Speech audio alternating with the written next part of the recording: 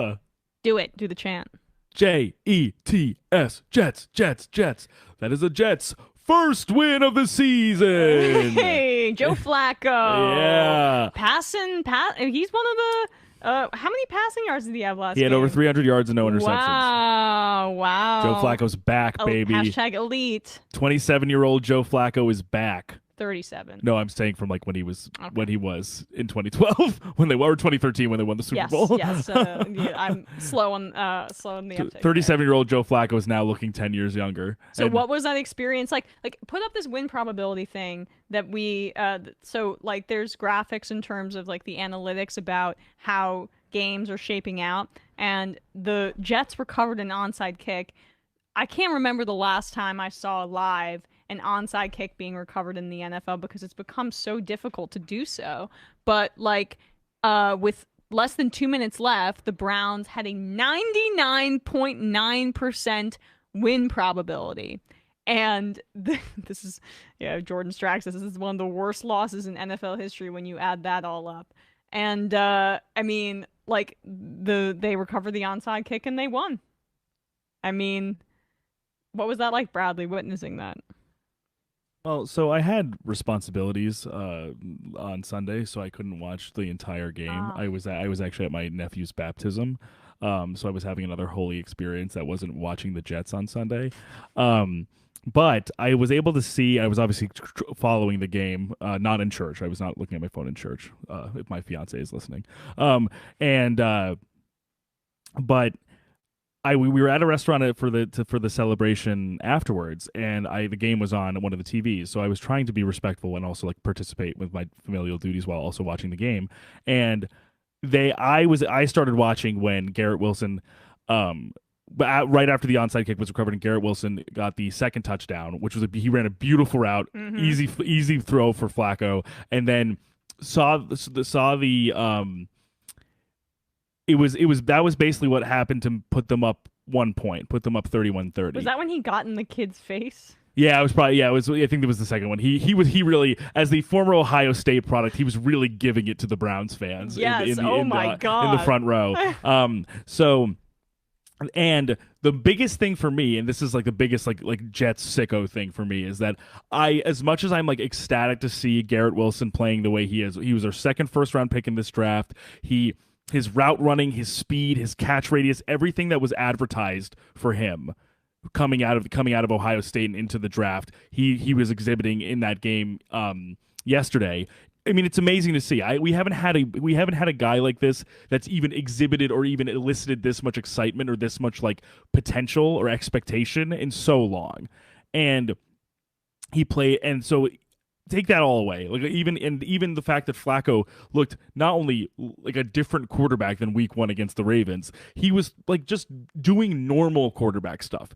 I'm not even looking to him as anything more than the begrudging bridge for me, because I don't even want him to play. I want one of the younger backups to be playing and not him. Yeah. But the fact that he was able to throw for over 300 yards and multiple touchdowns with no interceptions at 37 years old as a backup for the Jets, and was remarkable to see all its own. But the biggest thing for me was that the game ended with an interception, and it was from Ashton Davis, who is a safety out of Cal, who was drafted in 2020, which for many Jets fans and analysts alike, and me included, given how everything has panned out with that draft class, for the most part, the entirety of it was a bust, because Mekhi Becton has not been consistently healthy in 2 seasons. He was supposed to be our linchpin left tackle, and it just hasn't been going that way. And Ashton Davis was part of that class, and he really was kind of seen as another bust, someone who kind of could have been considered with his speed and his rawness, that if he was developed properly, could have been a really great safety for the team, but just really hadn't been exhibiting any of that. It kind of been almost a negative on most of his playing last season. On the one snap that he played this game, he got the game-sealing interception. So it was just like, for me, for someone who had been holding on hope for really wanting this guy to experience some success in the league, I'm just happy that even though he was kind of iced out and wasn't even playing in rotationally this game, he came in and made like the biggest play of the game and sealed a win that I did not think that this team was going to get yesterday. And they need that given what we've said about their schedule and just like to tide them over until Zach Wilson returns. I screamed so loud in the restaurant that I startled a waitress as she walked by me. That is very unholy of you. It was bad. God loves the At Jets. least I wasn't in the church. Well, I mean, I almost started crying also. Oh. I could not believe it. And the fact that the Giants and the Jets. I almost started crying last week when Saquon got that 2-point Oh my God. conversion. Oh, absolutely. Just because it's like, God, these over the past 10 years, and what was the last Jets playoff appearance was in the Rex Ryan era, right? Yes, it was probably 2010 or 2011. Yeah, when they beat one of the back-to-back AFC Championship finals they went to, but didn't get to the Super Bowl. I mean, Giants haven't won a playoff game since they won the Super Bowl, and like it's been such crap for so many years, and just to see like a play go our way that way, and Saquon to come back and have that fight, like I know I'm making it about the Giants, but.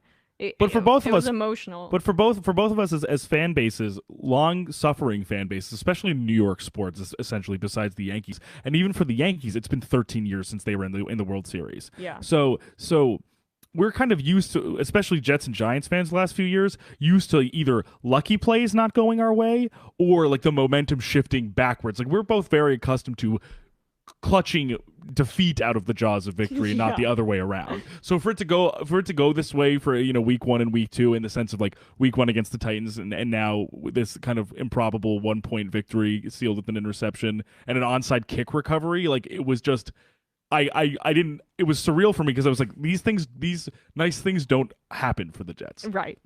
Well, I mean, I was so happy for that and like flipped out, even though I had no stake in that game. I was just excited for Jets fans. So that was one of the two like amazing comebacks from the weekend. Either this will be our only win of the season, or we will lose the next 9 games and then somehow eke out a 7-10 season and get like the 11th pick in the draft. All right. Well, I mean, your joy was nice while it lasted. And I'll still be like, they're going to be good next season.